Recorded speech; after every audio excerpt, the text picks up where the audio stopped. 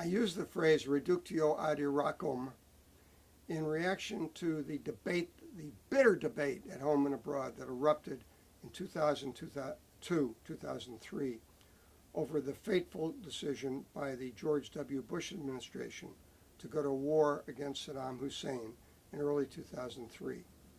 That war involved a perilous judgment call. At the time, there was a plausible case for it, kind of 55-45, that the reasons for it outweigh the reasons against it.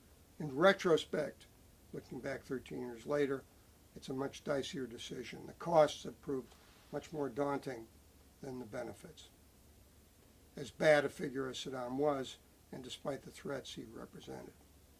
But at the time and since then, there has been a tendency of foreign policy commentators and experts and scholars to grossly oversimplify the choices America faces, to treat almost any issue as though it was reflected by the Iraq War debate.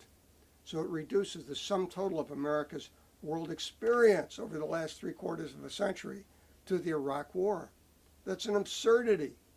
The U.S. is engaged on many fronts in trade, diplomacy, economic affairs, cultural influence, support for allies, involvement with international institutions, NATO, confronting the Iranian regime, the Russians, the Chinese, supporting our friends, and so forth.